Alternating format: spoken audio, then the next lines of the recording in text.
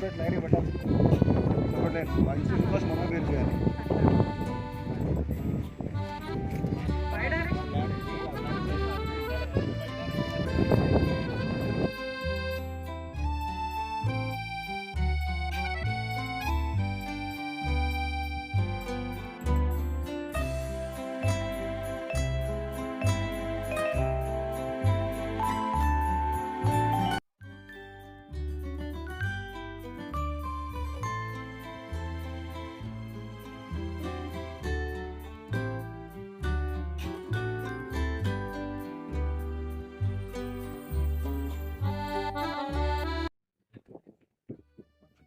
Clear ఉంటాయండి panels. వర్షం పడితే అయిపోయింది.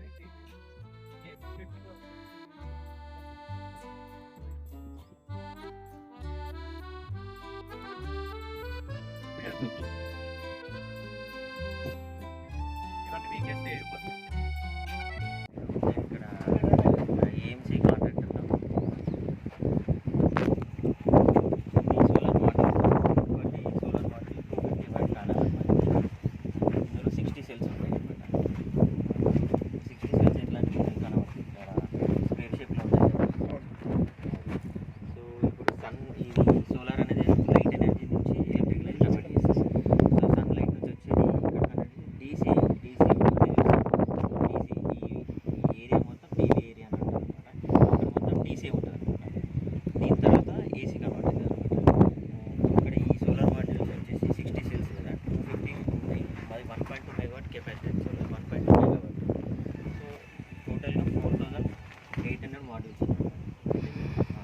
మా డిజైనింగ్ ఇక్కడ ఈ ఎస్ఎంబి బాక్సెస్ ఈ ఇన్వర్టర్ తగ్గట్టు మేము డిజైన్ చేసుకున్నది 4800 అనమాట. 250 వాట్ ఇంటూ 4800 ఇస్తాం 1.2 మెగావాట్ వచ్చేస్తాం. సో అందులో ఎట్లా డివైడ్ చేసుకున్నామంటే ఒక టేబుల్లో 2 స్ట్రింగ్స్ ఉన్నాయన్నమాట. ఈచ్ స్ట్రింగ్ వచ్చేసి 24 మాడ్యూల్స్ ఉన్నాయన్నమాట. 24 మాడ్యూల్స్. ఇప్పుడు ఈ టేబుల్లో ఇప్పుడు స్ట్రింగ్ ఎట్లా కనెక్ట్ అవుతుంది, సి షేప్లో కనెక్ట్ అవుతుంది. ఇక్కడ ఈ మధ్యలో ఉంది కదా, ఇక్కడ నుంచి పైన 24 వరకు ఒక స్ట్రింగ్ అనమాట.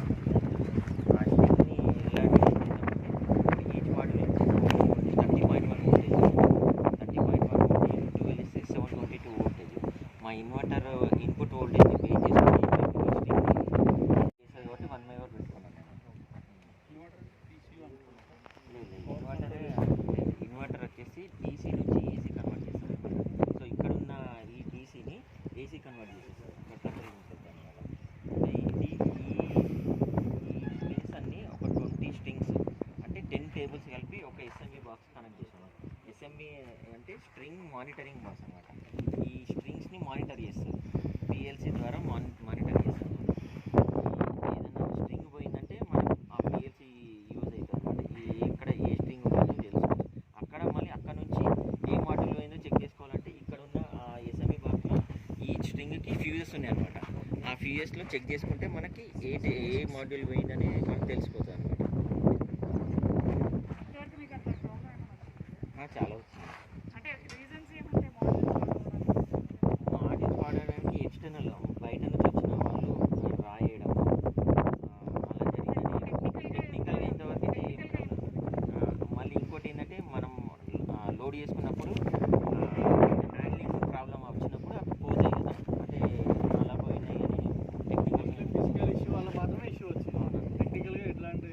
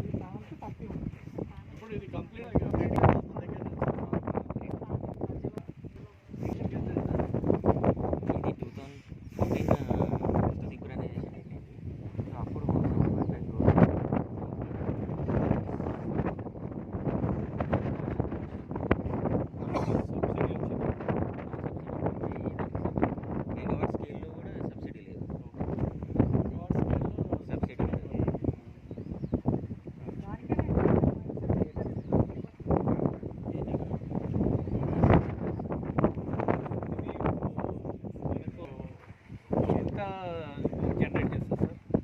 అంటే పర్ అవర్ సార్ యాక్చువల్గా ఇది 1.2 మెగావాట్ కదా, ఎవ్రీ అవర్ 1200 యూనిట్స్ జనరేట్ చేయాలి. అంటే కేడబ్ల్యూహెచ్ 1200 యూనిట్స్ జనరేట్ చేయాలి.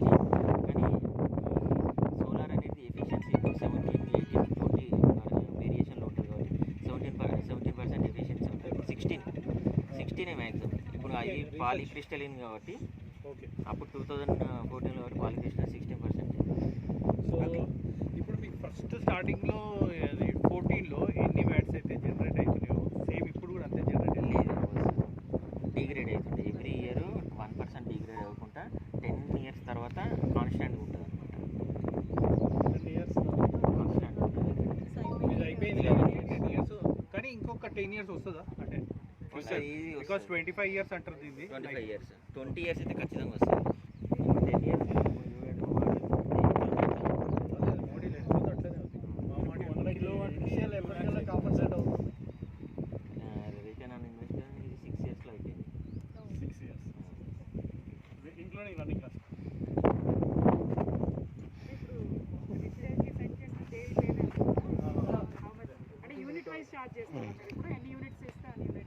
అవును మేడం, యాక్చువల్గా ఇది క్యాపిటల్ జనరేటర్ 3 ఉంటాయి అనమాట.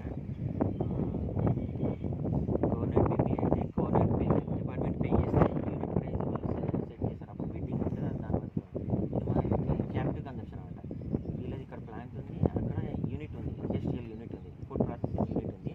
దానికోసమని అక్కడ కందుకూరులో ఉంది. దానికోసమని సోలార్ ప్లాంట్ ఇది క్యాపిటల్ యూజ్ చేస్తారు. సో ఈ యూనిట్స్ అక్కడ మేనేజ్ చేసేస్తారు.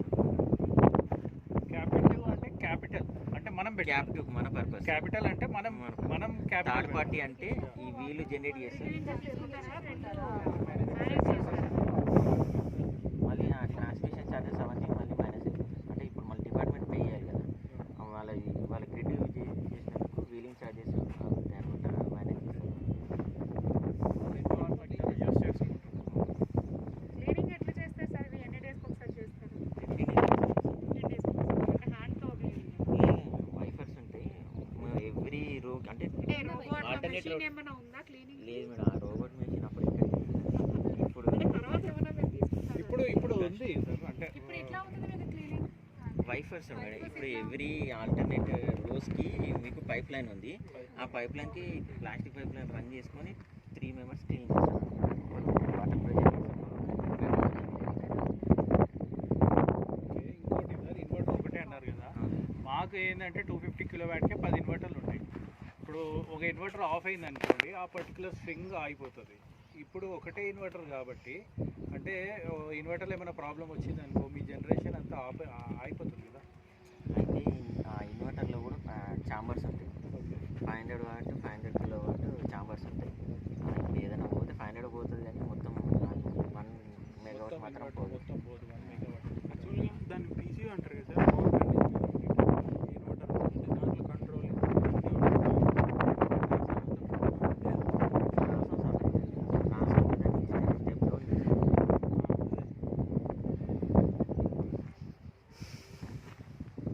మీరు ఇంకా బెంగళూరు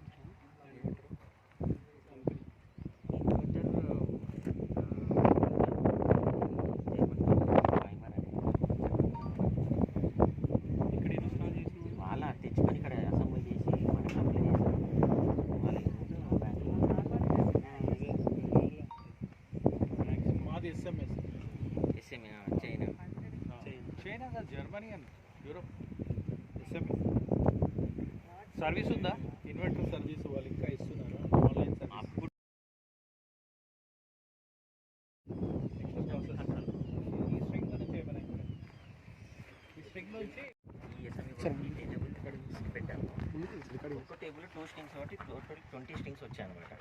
ఈ స్ట్రింగ్స్ ఈ ఫ్యూజ్ హోల్డర్ కనెక్ట్ అయిపోయి ఇందులో ఫ్యూజ్ ఉంటుంది అనమాట.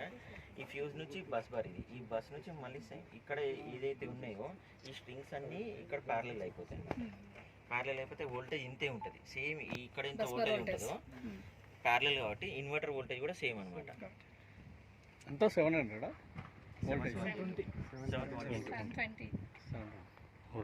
ఈ సింక్రనైజేషన్ ప్రాసెస్ అంతా ఇంకా ఆటోమేటెడా లోపల కంట్రోల్ రూమ్?